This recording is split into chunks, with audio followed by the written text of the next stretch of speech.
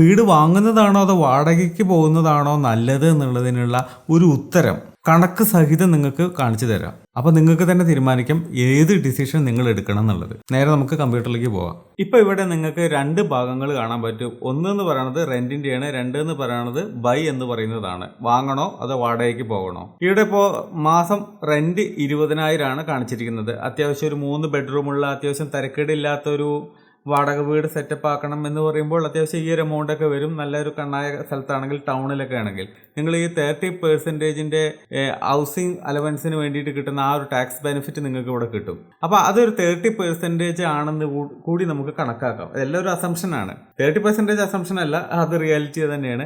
അപ്പോൾ ഇങ്ങനെ കാൽക്കുലേറ്റ് ചെയ്യുമ്പോൾ നിങ്ങൾക്ക് വരുന്ന എഫക്റ്റീവ് റെന്റ് എന്ന് പറയുന്നത് 14,000 രൂപ മാത്രമേ ആവുന്നുള്ളൂ. നിങ്ങൾ കൊടുക്കുന്നുണ്ടെങ്കിലും നിങ്ങൾക്കത് തിരിച്ച് ബെനിഫിറ്റ് ആയിട്ട് കിട്ടുന്നുണ്ട്. സോ 14,000 രൂപ മാത്രമാണ് എഫക്റ്റീവ് ആയിട്ടുള്ള റെന്റ് എന്ന് പറയുന്നത്.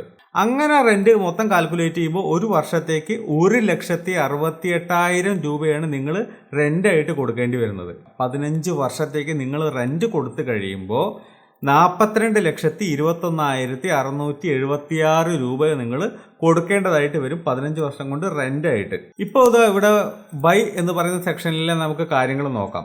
ഇവിടെ നിങ്ങൾ വാങ്ങിക്കാൻ പോകുന്ന വീടിൻ്റെ വില എന്ന് പറയുന്നത് 75 ലക്ഷമാണ്. അത്യാവശ്യം നല്ല ടൗണിലൊക്കെയാണ് നിങ്ങൾ വീട് വാങ്ങാൻ ഉദ്ദേശിക്കുന്നത് വെച്ചാൽ ഈ ഒരു എമൗണ്ട് ഒക്കെ എന്തായാലും വരും. അപ്പോൾ ഈ പറയുന്ന സ്ഥലത്തിന് ഒരു ഡൗൺ പേയ്മെന്റ് ആയിട്ട് നിങ്ങളൊരു 15% കൊടുക്കണം എന്ന് ഉദ്ദേശിച്ചിരിക്കുന്നത്. 15% കൊടുക്കുക എന്ന് പറയുമ്പോൾ ഏകദേശം ഒരു 11,25,000 രൂപ. അത്രയും രൂപ നിങ്ങൾ നിങ്ങളുടെ കയ്യിൽ നിന്ന് എടുത്തിട്ട് കൊടുക്കുകയാണ്. അപ്പോൾ ബാക്കി എത്രയാണ് ലോൺ എമൗണ്ട് ആയിട്ട് നിങ്ങൾ കൊടുക്കേണ്ടി വരിക? 63,70,000 രൂപയാണ് പിന്നെ ലോൺ എമൗണ്ട് ആയിട്ട് കൊടുക്കേണ്ടി വരിക. കാരണം നിങ്ങളുടെ കയ്യിലില്ലല്ലോ, അപ്പോൾ ലോൺ എടുത്തേ പറ്റുള്ളൂ. അതൊരു 7% നിങ്ങൾ ലോൺ എടുക്കുന്നത് എന്ന് കരുതുക. ഏകദേശം ഒരു 15 വർഷ കാലയളവിലേക്കാണ് അത് ലോൺ എടുക്കുന്നത്. അങ്ങനെ നോക്കുമ്പോൾ ഈ 63,70,000 രൂപയ്ക്ക് 15 വർഷത്തേക്ക് നിങ്ങൾ ലോൺ എടുക്കുകയാണെങ്കിൽ EMI എന്ന് പറയുന്നത് 57,300 രൂപ വരും. 7% പലിശ നിരക്കിൽ കണക്കാക്കുകയാണെങ്കിൽ അവിടെ നിങ്ങളുടെ ഈ പറയുന്ന ഒരു ടാക്സ് ബെനിഫിറ്റ് നമുക്ക് കണക്ക് കൂട്ടാം. അവിടെ അത് നോക്കുമ്പോൾ ഏകദേശം 30%-ഓളം നിങ്ങൾക്ക് ടാക്സ് ബെനിഫിറ്റ് ആയിട്ട് കിട്ടും. എന്ന് പറയുമ്പോൾ നിങ്ങളുടെ ഈ 7% കൊടുക്കുന്നതിന് പകരം നിങ്ങൾ 4%.90, അതായത് 4.90% മാത്രമാണ് നിങ്ങൾക്ക് എഫക്റ്റീവായിട്ടുള്ള ഒരു ലോൺ ഇൻട്രസ്റ്റ് വരുന്നുള്ളൂ. ആ ഒരു ഇൻട്രസ്റ്റ് നിങ്ങൾ ഈ പറഞ്ഞ 57,300 നിന്ന് മൈനസ് ചെയ്ത് കഴിഞ്ഞാൽ ബാക്കി കിട്ടുന്നത് എത്ര? 50,082 രൂപ. അതായത് നിങ്ങൾക്ക് എഫക്റ്റീവായിട്ട് നിങ്ങൾ ഈ പറയുന്ന ടാക്സ് ബെനിഫിറ്റ് ഒക്കെ കിട്ടിയതിന് ശേഷം അടയ്ക്കേണ്ടുന്ന തുക എന്ന് പറയുന്നത് 50,082 രൂപയായിരിക്കും എന്നുള്ളതാണ് പറയുന്നത്. അങ്ങനെ ഒരു 10-15 വർഷത്തോളം നിങ്ങൾ ഇൻട്രസ്റ്റ് അടച്ച് കഴിയുമ്പോൾ, മുതലിൻ്റെ കാര്യം അവിടെ നിൽക്കട്ടെ, കാരണം മുതൽ പോലെ തന്നെ അവിടെ ഉണ്ടായിരിക്കും. പക്ഷേ ഈ ഇൻട്രസ്റ്റ് മാത്രം നിങ്ങൾ അടച്ച് കഴിയുമ്പോൾ അത് 26,39,694 രൂപയോളം നിങ്ങൾ ഇൻട്രസ്റ്റ് ആയിട്ട് കൊടുക്കുന്നുണ്ട്. പിന്നെ ഈ പറയുന്ന മെയിൻ്റനൻസ് കോസ്റ്റ് അത് ഏകദേശം ഒരു 0.35% വരും. ഈ 0.35% എന്ന് പറയുന്നത് ഇപ്പോൾ വീടിൻ്റെ ഉള്ളിൽ എന്തെങ്കിലുമൊക്കെ മരാമത്ത് പണികൾ, ടൈല് പൊട്ടൽ, അങ്ങനെയുള്ള എന്തെങ്കിലുമൊക്കെ കാര്യങ്ങളായിട്ട് വലിയൊരു വീടാകുമ്പോൾ അതിൻ്റെ മെയിൻ്റനൻസ് എന്ന് പറഞ്ഞിട്ട് ഒരു 2,188 രൂപയായിട്ട് നമ്മൾ മാറ്റി വെക്കുന്നുള്ളൂ. അതായത് 0.35% എന്ന് പറയുന്നത് 2,188 രൂപയായിട്ട് നമുക്ക് കണക്ക് കൂട്ടാം പെർ മന്ത്. നിങ്ങൾക്ക് മെയിൻ്റനൻസ് വരുന്നുണ്ടെന്ന് കണക്ക് കൂട്ടുക. അങ്ങനെയാണെങ്കിൽ ഈ ആനുവൽ ഇൻക്രീസ് ഇൻ മെയിൻ്റനൻസ് എന്ന് പറയുന്നത് 5% ആണ്. എന്ന് വെച്ച് കഴിഞ്ഞാൽ ഇൻഫ്ലേഷൻ ഉണ്ട്, സാധനങ്ങളുടെ വില കൂടുകയാണ്. അപ്പോൾ എങ്ങനെ നോക്കിക്കഴിഞ്ഞാൽ ഒരു 5% വെച്ചിട്ട് നിങ്ങൾക്ക് ഓരോ വർഷവും നിങ്ങളുടെ ഈ മെയിൻ്റനൻസ് ചാർജ് കൂടിക്കൊണ്ടേയിരിക്കും. അങ്ങനെ നോക്കുമ്പോൾ നിങ്ങൾ ഈ 15 വർഷക്കാലം കൊണ്ട് ആ വീടിൻ്റെ മെയിൻ്റനൻസിൻ്റെ കാര്യത്തിന് വേണ്ടി മാത്രം 5,84,695 രൂപ നിങ്ങൾ കൊടുക്കേണ്ടി വരുന്നുണ്ട്. ഇപ്പോൾ ഏകദേശം നമ്മുടെ സിനിമ പകുതി ഇൻ്റർവെല്ല് വരെ ആയിട്ടുള്ളൂ. സെക്കൻഡ് ഹാഫ് എങ്ങനെയുണ്ട് എന്നുള്ളത് നമുക്ക് നോക്കാം. ഇപ്പോൾ നേരത്തെ പറഞ്ഞ നമുക്ക് റെൻറ്റിലേക്ക് തന്നെ തിരിച്ചു വരാം. ഇവിടെ നമ്മൾ നേരത്തെ പറഞ്ഞു വാടകയ്ക്ക് പോവുകയാണെങ്കിൽ നേരത്തെ പറഞ്ഞിട്ടുള്ള നിങ്ങൾക്ക് ഈ ഒരു ഡൗൺ പേയ്മെൻറ്റിൻ്റെ എമൗണ്ട് നിങ്ങൾക്ക് ലാഭിക്കാം. നേരത്തെ പറഞ്ഞ വീട് വാങ്ങുന്നതിന് വേണ്ടി വരുന്ന ഡൗൺ പേയ്മെൻറ്റ് എത്രയായിരുന്നു? 11,25,000 രൂപയായിരുന്നു അല്ലേ? ആ സാധനം നമുക്ക് ഇവിടെ ലാഭിക്കാൻ പറ്റും റെൻറ്റിന് നിങ്ങൾ പോവുകയാണെങ്കിൽ. നിങ്ങളുടെ EMI എന്ന് പറയുന്നത് എഫക്റ്റീവ് എത്രയായിരുന്നു? വീട് വാങ്ങണ സമയത്ത് 50,000 ചില്ലറയായിരുന്നു അല്ലേ? ഈ 50,000 ചില്ലറയിൽ നിന്ന് നിങ്ങളുടെ റെന്റിന് പോകുമ്പോൾ എത്രയാണ് നിങ്ങൾ റെന്റ് കൊടുക്കുന്നത്? 14,000. സോ 50,000 നിന്ന് ഈ പറഞ്ഞ 14,000 അങ്ങ് കുറച്ച് കഴിഞ്ഞപ്പോൾ ബാക്കി എന്തുണ്ടായി? 36,000 ചില്ലറ രൂപയാണ് നിങ്ങൾക്ക് അവിടെ സേവ് ചെയ്യാൻ പറ്റിയത്. EMI എന്ന് പറയുന്ന പേരിൽ നിങ്ങൾക്ക് അവിടെ സേവ് ചെയ്യാൻ പറ്റിയത് 36,000 രൂപയാണ്. ഈ പറഞ്ഞ രണ്ട് സാധനവും, അതായത് ആദ്യത്തെ ഡൗൺ പേയ്മെൻറ്റ് നിങ്ങൾ എടുത്തിട്ട് ഏകദേശം ഒരു 10% ഇൻട്രസ്റ്റ് കിട്ടുന്ന ഏതെങ്കിലും ഒരു ഇൻസ്ട്രുമെൻറ്റിൽ നിങ്ങൾ ഇൻവെസ്റ്റ് ചെയ്യുക. അത് ഏതാണെന്നുള്ളത് നിങ്ങൾക്ക് തീരുമാനിക്കാം. പിന്നെ റിയൽ എസ്റ്റേറ്റിലേക്ക് പോകണോ, ഗോൾഡിലേക്ക് പോകണോ, സ്റ്റോക്കിലേക്ക് പോകണമോ, മ്യൂച്വൽ ഫണ്ടിലേക്ക് പോകണമോ, അതൊക്കെ നിങ്ങളുടെ ഇഷ്ടം. അപ്പോൾ ഏതെങ്കിലും ഒരു 10%, നമ്മൾക്കൊരു 6, 6.5, 7% വരെയൊക്കെ ബാങ്കുകളിൽ നമുക്ക് തന്നെ പലിശ കിട്ടുന്നുണ്ട്. അപ്പോൾ ഒരു 10% കിട്ടിയെങ്കിൽ നമുക്കൊരു കാര്യമുള്ളൂ അല്ലേ? സോ അങ്ങനത്തെ ഒരു ഇൻവെസ്റ്റ്മെൻറ്റ് നിങ്ങൾ ചെയ്യുകയാണെങ്കിൽ ആ എമൗണ്ട് എന്ന് പറയുന്നതും 15 വർഷം കഴിയുമ്പോൾ കൂടിയിട്ട് എന്തായി? 50,10,659 രൂപയായിട്ട് മാറിയിട്ടുണ്ട്. അതേപോലെ നിങ്ങൾ ഈ 36,000 രൂപ EMI കൊടുക്കണതിൻ്റെ ഭാഗമായിട്ടുള്ള ഒരു സേവിങ് നിങ്ങൾക്ക് റെന്റിൽ നിൽക്കുമ്പോൾ കിട്ടുന്നുണ്ടല്ലോ, ആ എമൗണ്ട് നിങ്ങൾ എന്ത് ചെയ്യുന്നു? ഇങ്ങനെ കണ്ടിന്യൂസ് ആയിട്ട് ഇൻവെസ്റ്റ് ചെയ്തുകൊണ്ടേ ഇരിക്കുകയാണ്.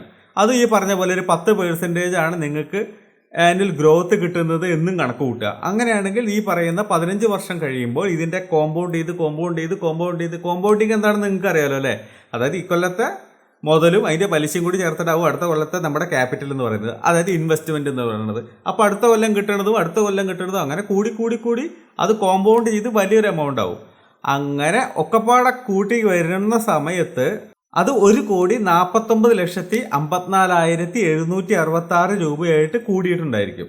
ഇവിടെ നിങ്ങൾക്ക് ഡൗൺ പേയ്മെൻറ്റും 15 വർഷം കൊണ്ടും EMIയും 15 വർഷം കൊണ്ട് നിങ്ങൾക്ക് ഉണ്ടാക്കി തന്ന എമൗണ്ട് എന്ന് പറയുന്നത് ഇത് രണ്ടുമാണ്. ഇത് രണ്ടും കൂട്ടിയതിന് ശേഷം അതിൽ നിന്ന് നിങ്ങൾ 15 കൊല്ലം കൊടുക്കേണ്ടുന്ന റെന്റ് എത്രയാണോ അത് കുറച്ച് കഴിഞ്ഞിട്ടുണ്ടെങ്കിൽ നിങ്ങൾക്ക് കിട്ടുന്ന എമൗണ്ടാണ് 1,57,43,750 രൂപ എന്ന് പറയുന്നത്. അതാണ് നിങ്ങളുടെ റെന്റിന് നിൽക്കുമ്പോൾ നിങ്ങൾക്ക് 15 കൊല്ലം കൊണ്ട് ഉണ്ടാക്കാൻ പറ്റുന്ന ഒരു സാമാന്യം എമൗണ്ട്. അതിൻ്റെ മേളിലും നല്ല ഇൻട്രസ്റ്റ് കിട്ടുന്നതിൽ ഇൻവെസ്റ്റ് ചെയ്താൽ നിങ്ങൾക്ക് കിട്ടും. നമുക്കതൊന്നും കണക്ക് കൂട്ടണ്ട, ഒരു ആവറേജ് നോക്കാം. അപ്പം അങ്ങനെ നോക്കുമ്പോൾ ഒരു 1.5 കോടിയോളം രൂപ നിങ്ങൾക്ക് ഇതിനോളം ലാഭം കിട്ടുന്നുണ്ട്.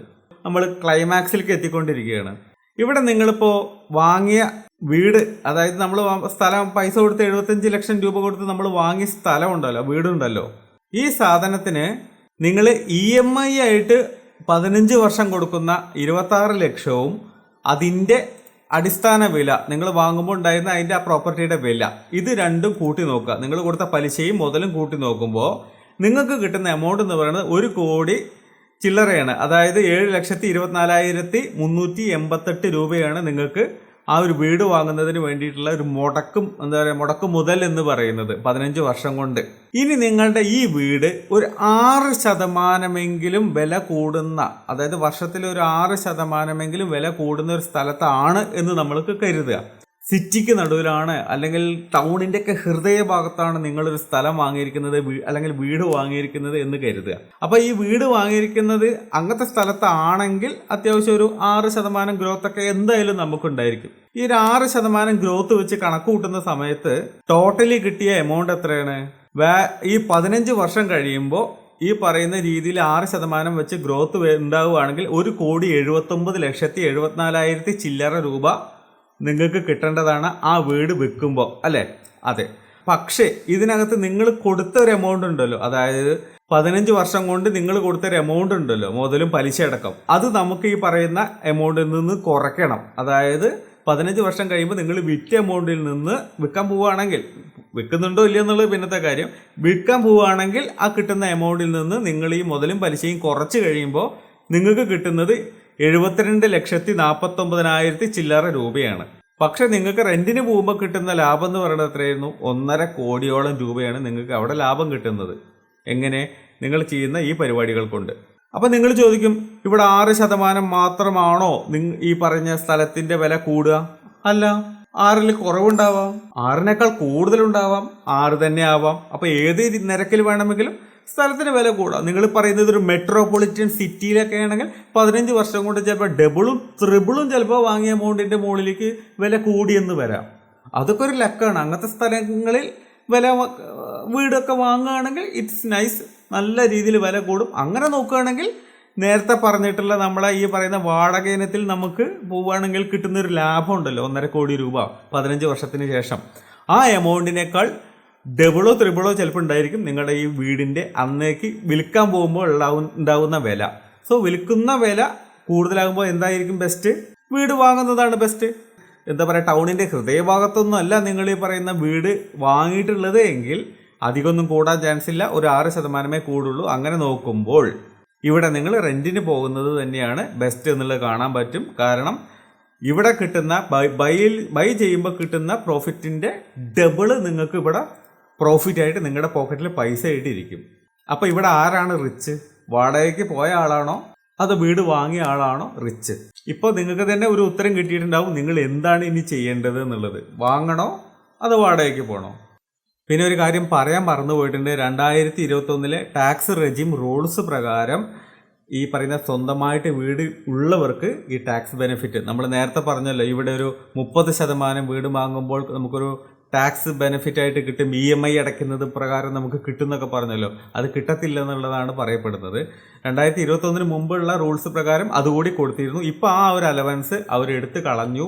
സ്വന്തമായിട്ട് ആ വീട് വാങ്ങുന്നത് വെച്ചാൽ അത് കൊടുക്കണ്ട, വാടകയ്ക്ക് പോകുന്നവർക്ക് മാത്രം ആ ഒരു അലവൻസ് കൊടുത്താൽ മതി എന്നുള്ളതാണ് പുതിയ റൂള്. അതുകൂടി നിങ്ങളൊന്ന് മനസ്സിൽ വെച്ചേക്കുക.